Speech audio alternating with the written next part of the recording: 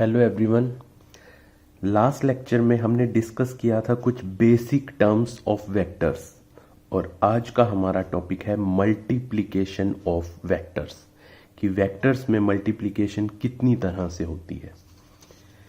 तो सबसे पहले हम डिस्कस करेंगे multiplication of A vector by a scalar कि एक वेक्टर की और एक स्केलर की मल्टीप्लिकेशन से क्या मतलब है। सेकंड में हम डिस्कस करेंगे मल्टीप्लिकेशन ऑफ टू वेक्टर्स कि दो वेक्टर्स की मल्टीप्लिकेशन कैसे हो सकती है। तो इसमें फर्स्ट टर्म रहेगी हमारी स्केलर प्रोडक्ट और सेकंड हम डिस्कस करेंगे वेक्टर प्रोडक्ट।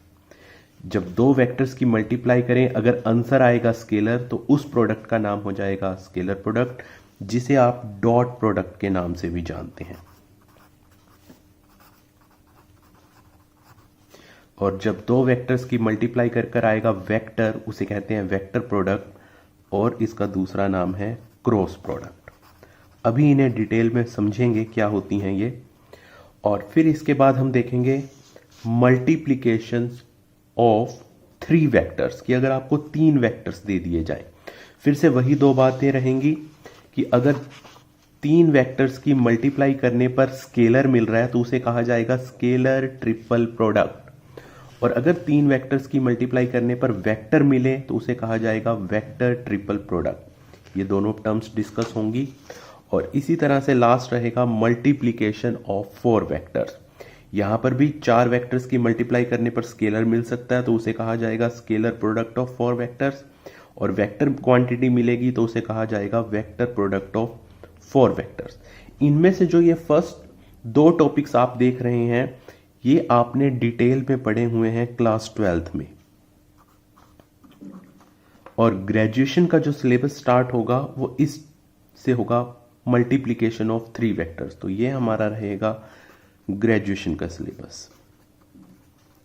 तो आज पहले मैं आपके साथ ये ऊपर वाली बात डिस्कस करने वाला हूं। अगर हमें ये नहीं आएंगी तो हम आगे का समझ ही नहीं पाएंगे।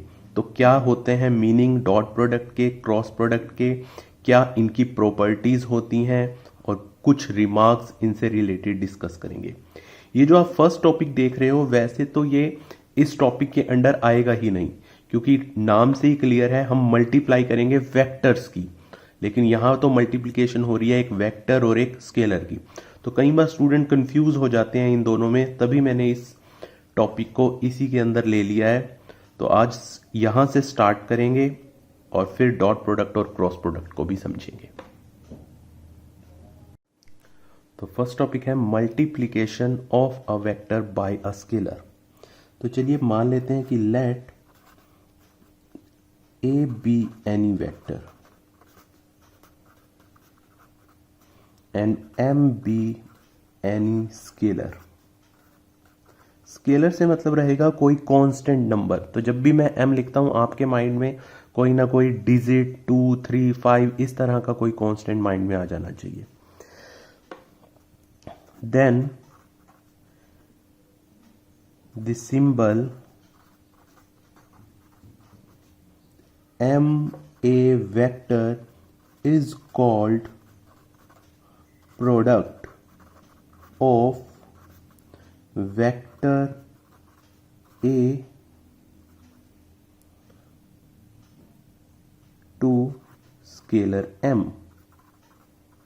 तो इस सिंबल को कहा जाएगा product of vector and scalar. तो क्या है इसका मतलब, पहले ज्योमेट्रिकली इसका मतलब समझ लेते हैं जिससे हमारा काम आसान हो जाएगा। तो मान लीजिए ये आपको दिया जाए कोई वेक्टर a, और अब मैं आपसे कहूं कि इस वेक्टर की 2 से मल्टीप्लाई करनी है, तो वेक्टर की डायरेक्शन तो यही रहेगी लेकिन जो इसकी लेंथ है वो डबल हो जाएगी, तो ये कहलाएगा 2a वेक्टर। और अगर अब आपको कहा जाए कि इस वेक्टर की 1/2 से मल्टीप्लाई करो, तो फिर से डायरेक्शन तो इसकी इतनी रहेगी लेकिन अब इसकी लेंथ हो जाएगी हाफ, और इस वेक्टर को कहा जाएगा vector a/2।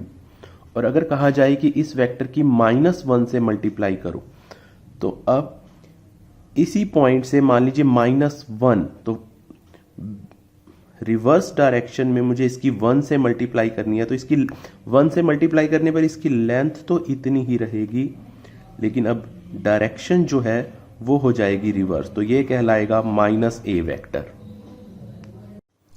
So thus we can say that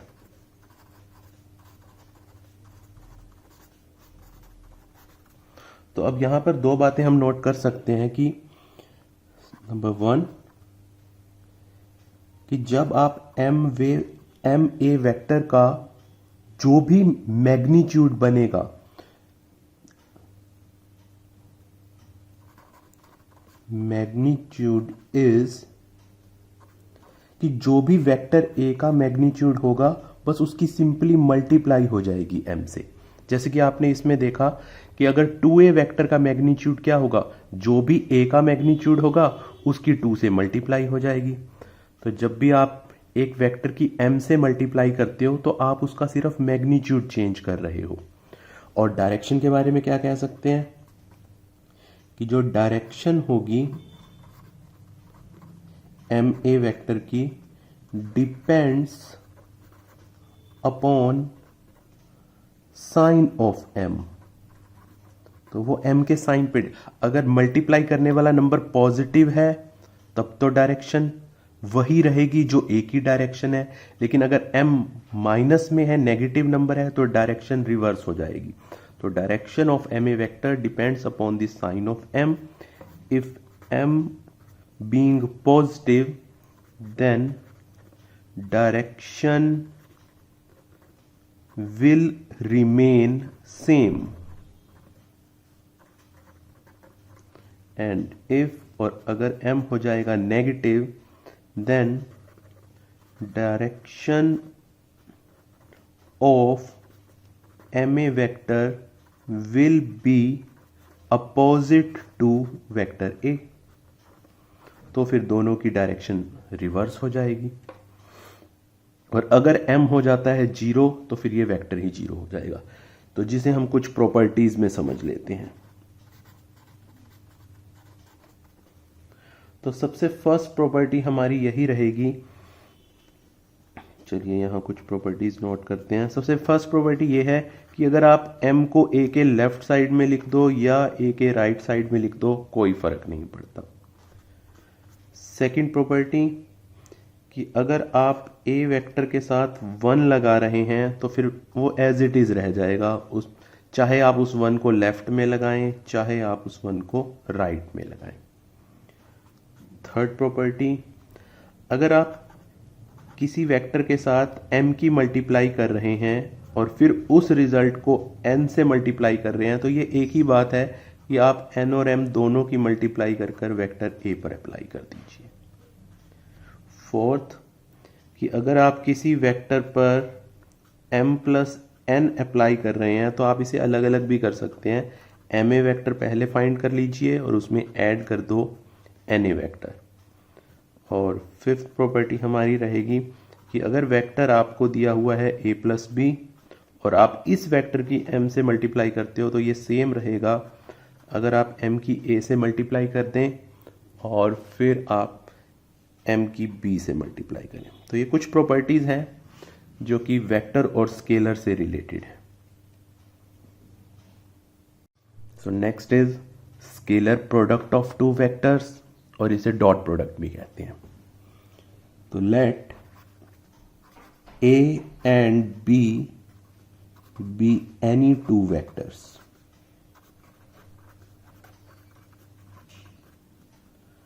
then the symbol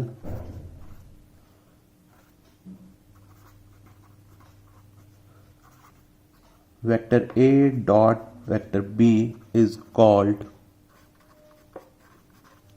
dot product of vector a and vector b। तो ये सिंबल है जिसे डॉट प्रोडक्ट कहा जाता है एंड इज डिफाइंड एज, और वेक्टर की डॉट प्रोडक्ट को किस तरह से डिफाइन किया जाता है कि जब भी आप दो वेक्टर्स के बीच में डॉट प्रोडक्ट करते हैं तो इसका रिजल्ट रहेगा magnitude of a magnitude of b into cos of theta. और यहां पर जो थीटा है वो क्या है, theta is the angle between vector A and vector B. और साथ साथ थीटा के बारे में आपको ये भी बता दिया जाए कि थीटा की वैल्यू जो यहाँ पर होती है वो लाई करती है 0 से लेकर पाई के बीच में। तो इसे अगर हम ज्योमेट्रिकली देखें तो मान लीजिए ये था हमारा कोई वेक्टर ए और ये है कोई वेक्टर बी जो कहीं और है, आप उसे उठाकर यहाँ पर रख सकते हैं। ये सभी फ्री वेक्टर्स हैं और इनके बीच में जो एंगल बन रहा है उस एंगल को हमने कहा है थीटा। तो अगर आपके पास इस तरह से दो वेक्टर्स हैं तो डॉट प्रोडक्ट का मतलब रहेगा मैग्नीट्यूड ऑफ ए की लेंथ मल्टीप्लाई बी की लेंथ और इनटू में कोस थीटा। तो आप क्लियरली देख सकते हैं ये क्वांटिटी भी एक नंबर आएगा, ये भी एक नंबर है, और कोस के साथ अगर थीटा 0 से पाई के है तो ये भी एक नंबर आएगा। तो ओवरऑल जब तीन नंबर्स की मल्टीप्लाई होगी तो एक नंबर मिलेगा और इसीलिए इस प्रोडक्ट को कहा गया है स्केलर, क्योंकि फाइनल जो आंसर आ रहा है वो एक नंबर है। और अब इससे रिलेटेड कुछ रिमार्क्स देखते हैं जो कि हमें काम आने वाले हैं। तो next we will write some remarks. तो सबसे फर्स्ट रिमार्क हमारा ये रहेगा कि अगर आप एक वेक्टर की खुद के साथ डॉट प्रोडक्ट करें तो क्या होगा। तो फर्स्ट वेक्टर भी ए है और जो सेकंड वेक्टर है ये अब बीच में एंगल नहीं बन रहा है, एक्चुअल में ये जो बी है ये भी ए के ऊपर ही है। तो इस कंडीशन में जो ये थीटा है वो 0 हो जाएगा और जैसे ही आप थीटा को यहां 0 पुट करेंगे तो कॉस 0 होता है 1। तो इसका जो रिजल्ट मिलेगा वो हो जाएगा magnitude of A, second vector भी ए है और कॉस 0 हो जाएगा 1। तो फाइनल जो रिजल्ट रहा वो रहा मैग्नीट्यूड स्क्वायर। तो जब भी आप किन्हीं दो वेक्टर्स की डॉट प्रोडक्ट करते हैं तो उसका रिजल्ट आता है मैग्नीट्यूड स्क्वायर, चाहे वो कैसा भी वेक्टर क्यों ना हो। सेकंड रिमार्क, और ये बहुत इंपॉर्टेंट रहेगा हमारी आने वाली स्टडी के लिए, कि अगर आपको ये पता चल जाए कि दो वेक्टर्स की dot product if dot product 0 आ रही है तो इसका क्या मतलब है। तो डॉट प्रोडक्ट का फॉर्मूला अप्लाई करते हैं तो इसका मतलब है magnitude of A magnitude of B into cos of theta is 0। अब आप जानते हैं ये तीनों नंबर्स हैं और तीनों की मल्टीप्लाई 0 आ रही है और ये तभी पॉसिबल रहेगा, दिस इज पॉसिबल, अगर इनमें से कोई ना कोई एक क्वांटिटी 0 हो जाए। तो ये पॉसिबल होगा या तो फर्स्ट वेक्टर का मैग्नीट्यूड 0 है या फिर सेकेंड वेक्टर का मैग्नीट्यूड 0 है या फिर ये third quantity cos of theta 0 है। और इसे आगे एक्सप्लेन करें तो कॉस थीटा के 0 होने का क्या मतलब है। कॉस किस वैल्यू पर 0 होता है, जब थीटा की वैल्यू हो 90 डिग्री। तो इसका मतलब है अगर डॉट प्रोडक्ट 0 है तो फाइनली इसी रिजल्ट को मेंशन करते हैं। तो अगर ए डॉट बी 0 है इज पॉसिबल इफ, तो फर्स्ट या तो हो सकता है उन दोनों में से कोई ना कोई वेक्टर 0 रहा हो या फिर उन वेक्टर्स के बीच का एंगल 90 रहा हो। तो this is possible if one of the vector is 0, या तो इनमें से एक वेक्टर 0 है या फिर दोनों के बीच का एंगल 90 है, जिसे हम ऐसे लिख सकते हैं वेक्टर्स आर परपेंडिकुलर। तो जब भी आपको डॉट प्रोडक्ट 0 मिले तो यही दो बातें हो सकती है, या इनमें से कोई 0 रहा होगा या फिर इनके बीच का एंगल 90 डिग्री होगा। नेक्स्ट रिमार्क देखते हैं। नाउ थर्ड रिमार्क इज, तो हम जानते हैं कि डॉट प्रोडक्ट का मतलब था magnitude of A magnitude of B cos theta. तो थर्ड रिमार्क के अकॉर्डिंग हम इस फॉर्मूले का यूज कर एंगल को फाइंड कर सकते हैं। तो यहां से हमारे पास कॉस थीटा का फॉर्मूला हो जाएगा A dot B divided by magnitude of A and magnitude of B. तो ये भी आपको याद रखना है। और अब आ जाते हैं हम फोर्थ रिमार्क पर। तो आपने बेस वेक्टर्स पढ़े थे हमने, तो जो कि थे, अगर हमारे पास यहाँ 3 एक्सिस हैं, X axis, Y axis and Z axis, तो एक्स एक्सिस की डायरेक्शन में अगर 1 यूनिट पर एक वेक्टर लिया जाए तो इसका नाम था आई कैप, वाई एक्सिस में 1 यूनिट वेक्टर का नाम था जे कैप, और यहाँ था के कैप। तो इनसे रिलेटेड डॉट प्रोडक्ट्स को समझते हैं। मान लीजिए हमें फाइंड करना हो आई कैप डॉट आई कैप। तो अभी हमने फर्स्ट रिमार्क में देखा कि जब सेम वेक्टर अपने के साथ डॉट प्रोडक्ट करेगा तो रिजल्ट आएगा इस वेक्टर के मैग्नीट्यूड का स्क्वायर, और जैसे कि ये यूनिट वेक्टर है इसका मैग्नीट्यूड रहेगा 1, तो 1 का स्क्वायर हो जाएगा 1। तो सिमिलरली आप कह सकते हैं जे डॉट जे भी रहेगा 1 और के डॉट के भी रहेगा 1। लेकिन अगर डॉट प्रोडक्ट्स निकाली जाए अल्टरनेट कि आई की मैं जे के साथ डॉट प्रोडक्ट करूं, तो फॉर्मूला अप्लाई करें अगर डॉट प्रोडक्ट का, तो इसका मतलब रहेगा magnitude of I, magnitude of J and cos of. तो आप देख सकते हो कि एक्स एक्सिस और वाई एक्सिस के बीच में जो एंगल है वो 90 डिग्री होता है, और जैसे ही 90 डिग्री आप रखेंगे, अगर दो वेक्टर्स के बीच का एंगल है 90, तो कॉस 90 होने की वजह से ये हो जाएगा 0। तो इसी तरह से अगर आप आई की के साथ डॉट प्रोडक्ट करें तो भी 0, जे की आई के साथ करें, जे की के साथ करें तब भी 0, और इसी तरह से के की दोनों के साथ करने पर भी 0 ही मिलेगा। Next we will see some properties.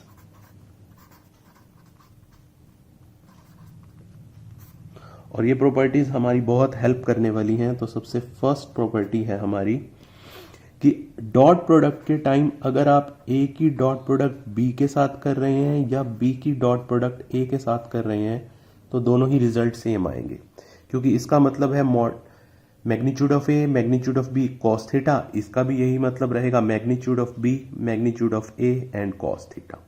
तो बोथ आर सेम थिंग। तो डॉट प्रोडक्ट में आप रिवर्स डायरेक्शन में डॉट प्रोडक्ट करें तब भी उसका मतलब सेम रहेगा।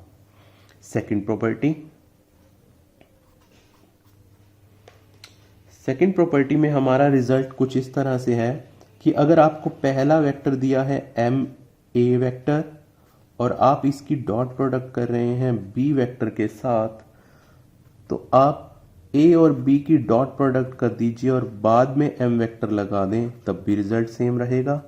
या फिर आप m को b के साथ लगा दें तब भी रिजल्ट सेम रहेगा। इसका मतलब आप स्केलर को मूव कर सकते हो, या तो इस ब्रैकेट के बाहर ले सकते हो या m के साथ लगा सकते हो, या यहां से m से बाहर आ जाएगा, तो तीनों ही रिजल्ट सेम है। Next third property. तो थर्ड प्रॉपर्टी के अकॉर्डिंग अगर आप वेक्टर्स की डॉट प्रोडक्ट इस तरह के वेक्टर्स के साथ कर रहे हो कि a की dot product b plus C के साथ, और एक तरफ आप निकालें a dot B plus a dot C, तो ये दोनों रिजल्ट भी सेम रहेंगे। तो इसका मतलब डॉट प्रोडक्ट को इस तरह से डिस्ट्रीब्यूट किया जा सकता है। और नेक्स्ट है फोर्थ प्रॉपर्टी। फोर्थ प्रॉपर्टी में हम मेनली फॉर्मूला बनाने वाले हैं। तो अगर मैं अब आपसे कहूं कि मेरे पास दो वेक्टर्स हैं, फर्स्ट वेक्टर है a जो कि है x1i plus y1j plus z1k, मैंने दिए गए वेक्टर को कंपोनेंट फॉर्म में लिख लिया है। और सेकंड वेक्टर है x2i plus y2j plus z2k। और अब मैं चाहता हूं कि इन दोनों की डॉट प्रोडक्ट की जाए और एक फॉर्मूला बनाया जाए। तो a डॉट b का मतलब रहेगा x1i plus y1j plus z1k dot product x2i plus y2j plus z2k। और अब मैं इन प्रॉपर्टीज का यूज करके इसका रिजल्ट फाइंड करने वाला हूं। तो देखिए किस तरह से, अगर आप थर्ड प्रॉपर्टी को देखें तो इस पूरे को तो आप a मान लीजिए, ये है a vector dot b plus c। यहां आप इस पोर्शन को b मान सकते हैं और इस पोर्शन को c मान सकते हैं। तो थर्ड प्रॉपर्टी का यूज कर कर इसे लिखा जा सकता है x1i plus y1j plus z1k dot A की डॉट प्रोडक्ट बी के साथ अलग हो जाएगी तो x2i के साथ अलग, और प्लस ए की डॉट प्रोडक्ट सी के साथ अलग हो जाएगी। तो ए को फिर से लिखते हैं जो कि है x1i plus y1j plus z1k dot, और ये पूरा का पूरा वेक्टर लिख देते हैं अब y2j प्लस z2k। अब फिर से आप यहां पर थर्ड प्रॉपर्टी लगा सकते हैं, ये आपका रहेगा first vector dot b plus C, इस बार इसे b और इसे c मान लीजिएगा तो फिर से स्प्लिट हो जाएगा। और जब आप इस वेक्टर की डॉट प्रोडक्ट करेंगे इस वेक्टर के साथ तो यहां पर हमने देखा है कि ma वेक्टर, तो यहां पर फिर से जब इसके साथ डॉट प्रोडक्ट करेंगे तो फर्स्ट की फर्स्ट के साथ हो जाएगी, सेकंड की सेकंड के साथ, थर्ड की थर्ड के साथ। तो x1i और x2i, तो यहां से हमें मिलेगा x1 x2, क्योंकि i डॉट i हमने अभी ऊपर देखा था कि i डॉट i की वैल्यू है 1। सिमिलरली जब सेकंड क्वांटिटी इसके साथ मल्टीप्लाई करेगी तो j और i डॉट में 0 हो जाते हैं, हमने देखा अल्टरनेट में 0 है, इसी तरह से k वाला 0 हो जाएगा। और जब आप इन दोनों को अलग करेंगे तो ये जब ब्रैकेट फर्स्ट के साथ मल्टीप्लाई करेगी, यहां j है तो i वाला 0, j और j वाले 1 दे देंगे तो एक आपको मिल जाएगा y1 y2 और एक आपको मिल जाएगा z1 z2। तो आप इजीली याद रख सकते हैं कि जब दो डॉट प्रोडक्ट्स होंगी तो i वाले मल्टीप्लाई हो जाते हैं j वाले और k वाले। तो इस तरह से ये फॉर्मूला बना है। अब नेक्स्ट देखते हैं क्रॉस प्रोडक्ट। तो हमारा नेक्स्ट टॉपिक है vector product of two vectors, और दो वेक्टर्स की वेक्टर प्रोडक्ट का दूसरा नाम है क्रॉस प्रोडक्ट। तो चलिए इसे डिफाइन करते हैं। Let a and b be two vectors, the symbol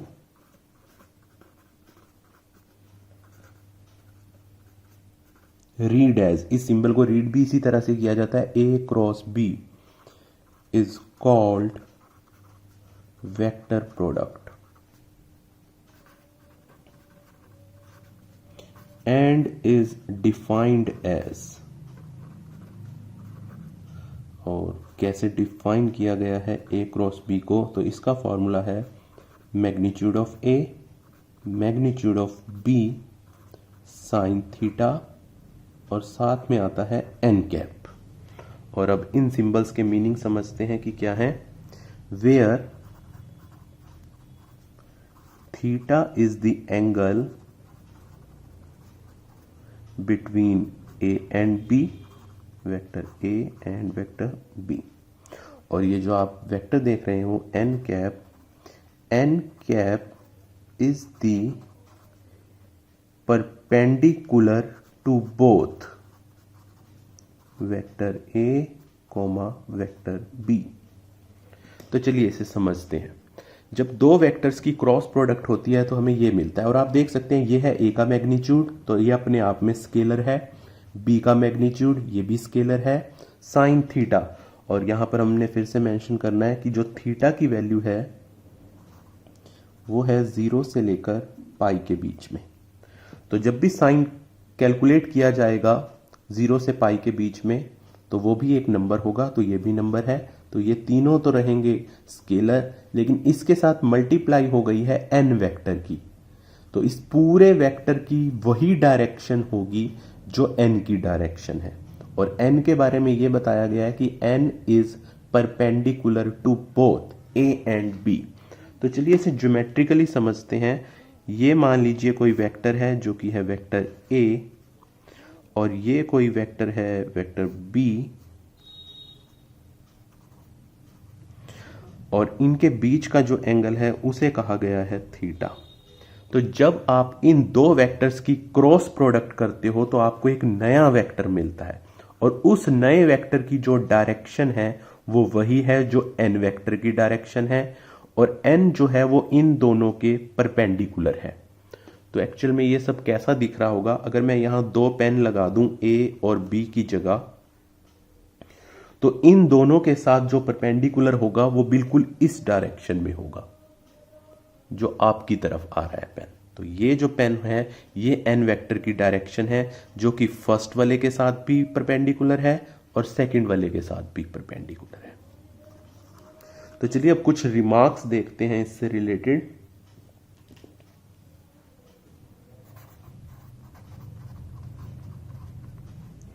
तो सबसे फर्स्ट रिमार्क हमारा यही रहेगा कि अगर एक वेक्टर की खुद के साथ क्रॉस प्रोडक्ट कर दी जाए तो रिजल्ट क्या आएगा। तो इसका मतलब फर्स्ट वेक्टर भी यही है, सेकंड वेक्टर भी यही है, तो मतलब ये बी एक्चुअल में ए के ऊपर ही है। तो ऐसी कंडीशन में थीटा जो है वो जीरो हो जाएगा और जैसे ही आप यहां थीटा को जीरो रखेंगे तो साइन जीरो हो जाएगा जीरो और ये पूरी क्वांटिटी हो जाएगी जीरो वेक्टर। तो अगर आप सेम वेक्टर की क्रॉस प्रोडक्ट कर रहे हैं तो हमेशा जीरो रहेगा।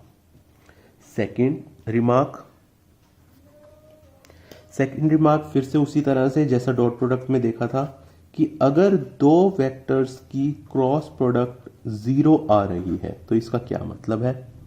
तो फिर से फॉर्मूला अप्लाई करते हैं। ए क्रॉस बी का मतलब है vector of magnitude of A magnitude of B sine theta N cap zero. और अगर ये वेक्टर जीरो बन रहा है तो इसका मतलब ये जो स्केलर वाला पार्ट है ये जीरो बन रहा होगा। तो इज पॉसिबल, एक वेक्टर तभी जीरो होता है जब उसका स्केलर वाला पार्ट जीरो हो, उसका मैग्नीट्यूड जीरो। तो ये तभी जीरो होगा जब ये पार्ट जीरो हो। और अब ये तीनों नंबर हैं और इनकी मल्टीप्लाई जीरो आ रही है और ये कब पॉसिबल रहेगा। तो दिस इज पॉसिबल इफ या तो फर्स्ट वेक्टर का मैग्नीट्यूड जीरो हो या फिर सेकंड वेक्टर का मैग्नीट्यूड जीरो हो या फिर साइन की क्वांटिटी जीरो हो। सो फाइन, और साइन के जीरो होने का क्या मतलब है कि दोनों वेक्टर्स के जो बीच का एंगल है, जो दोनों वेक्टर्स के बीच का एंगल है वो खुद एंगल ही जीरो है। तो इसका मतलब this is possible if theta equal to zero.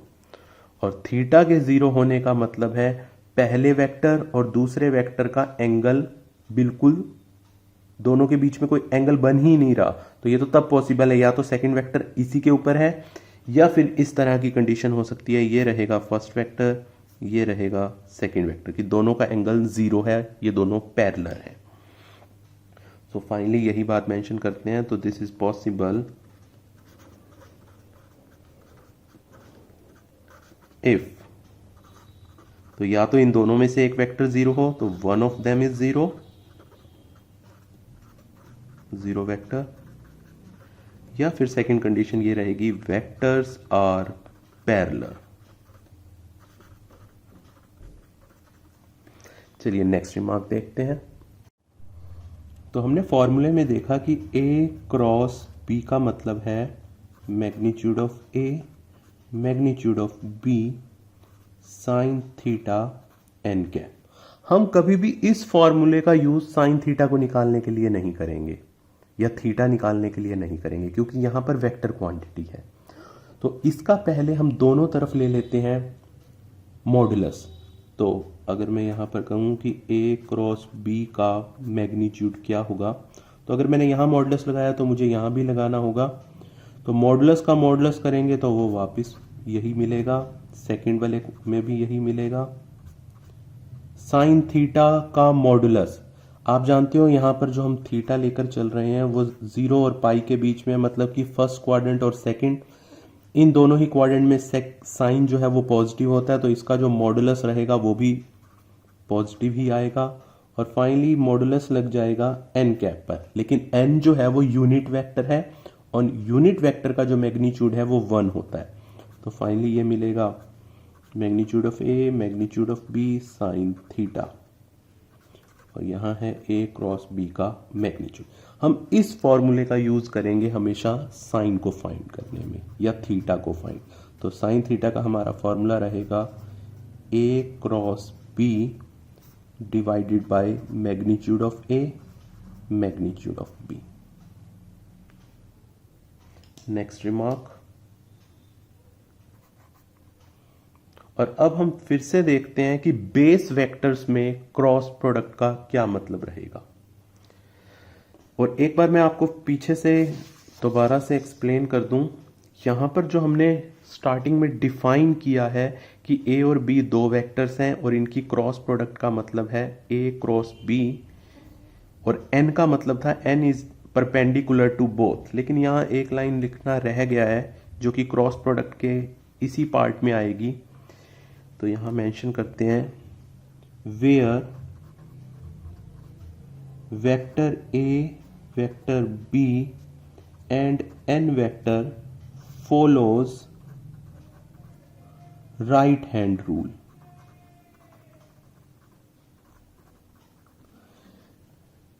ये कहने का मतलब ये है कि जब आपने देखा कि A और B के साथ जो वेक्टर परपेंडिकुलर होगा, जैसे कि मैंने आपको दो पेन्स के हिसाब से दिखाया कि ये A और B वेक्टर हैं, और इनके साथ जो वेक्टर परपेंडिकुलर होगा वो या तो इस तरह का दिखेगा या फिर बिल्कुल टेबल के नीचे की तरफ बैकवर्ड भी हो सकता है।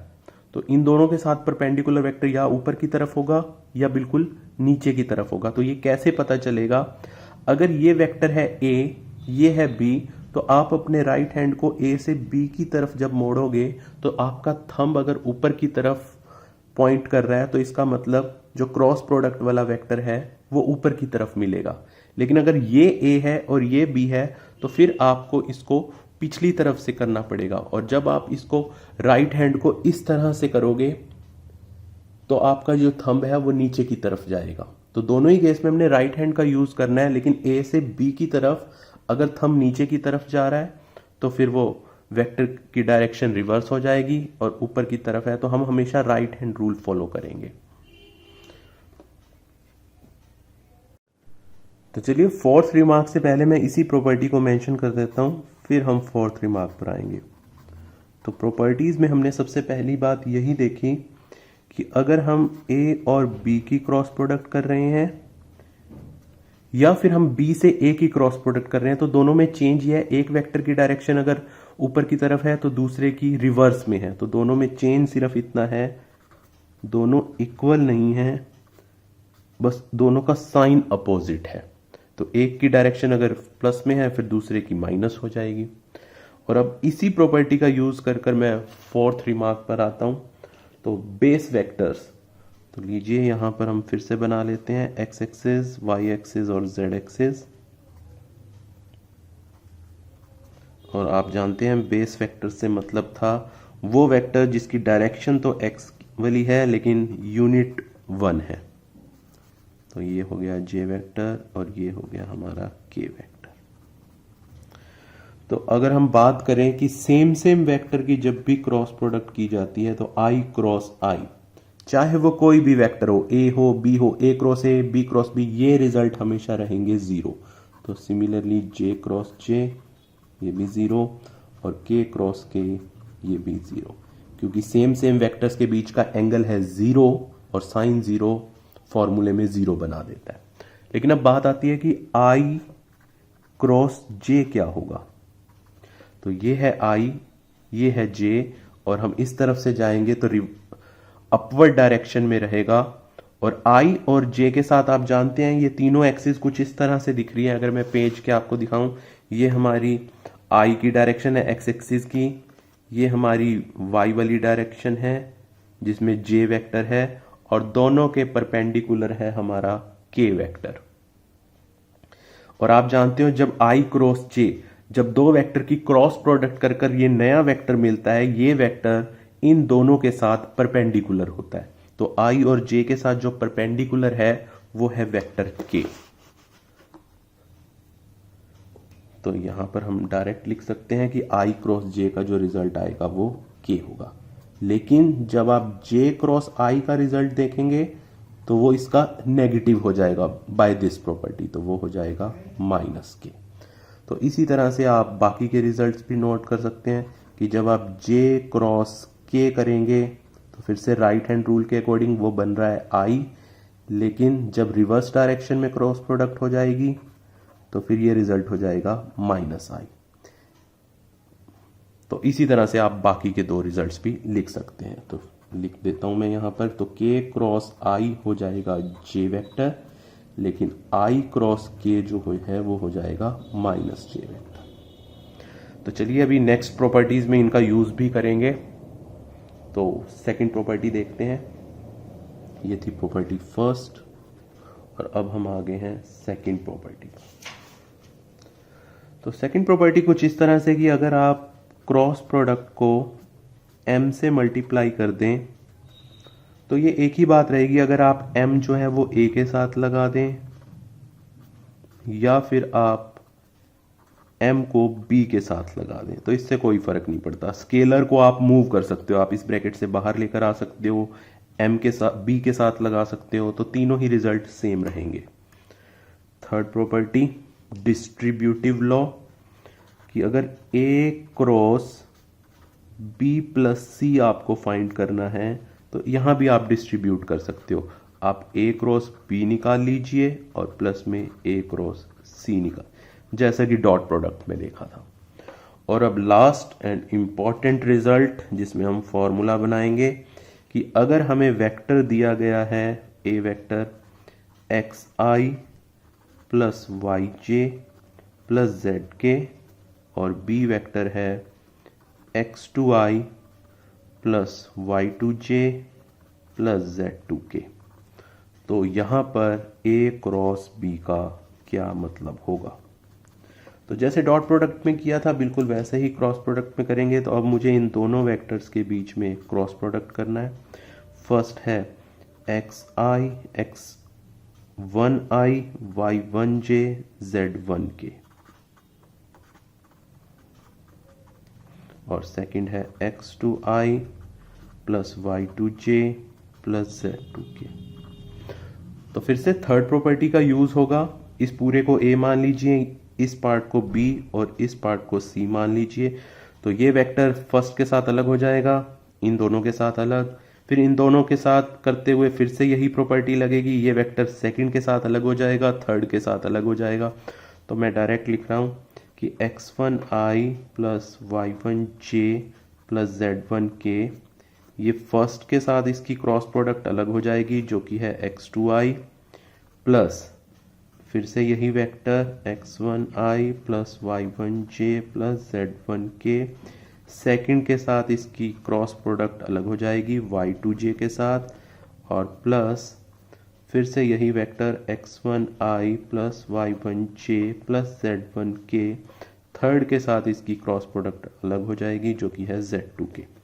और फिर क्रॉस प्रोडक्ट करते टाइम i क्रॉस i, जब ये ब्रैकेट फर्स्ट के साथ मल्टीप्लाई करेगी तो फर्स्ट पार्ट करेगा फर्स्ट के साथ, i क्रॉस i इस प्रॉपर्टी से हो जाएगा 0, j क्रॉस i, तो j क्रॉस i की जगह लिखा जाएगा माइनस के। तो ये जो सॉल्व कर कर पूरा आएगा, आप सभी ने क्लास 12th में किया हुआ है, वो जो भी रिजल्ट आएगा आप उस रिजल्ट को लिख सकते हैं इस डिटर्मिनेंट के इक्वल। और वो डिटर्मिनेंट था, फर्स्ट रो में ले लिया जाए i j k, second row में ये वेक्टर्स लिख दिए जाएं तो x1 y1 z1, और नेक्स्ट में लिख दिए जाएं x2 y2 z2। तो इस तरह से सॉल्व करने से थोड़ा प्रोसेस लेंथी हो जाएगा। आप डायरेक्ट इन्हें डिटर्मिनेंट में रखें और डिटर्मिनेंट को एक्सपेंड कर दीजिए विद फर्स्ट रो और सेम रिजल्ट आपको मिल जाएगा। तो आई होप अब आपको समझ आ गया है ये फॉर्मूला कैसे बना है। Thank you. और नेक्स्ट लेक्चर में हम देखेंगे मल्टीप्लिकेशन ऑफ 3 वेक्टर्स, स्केलर में भी और वेक्टर में भी, और इसी तरह से मल्टीप्लिकेशन ऑफ 4 वेक्टर्स।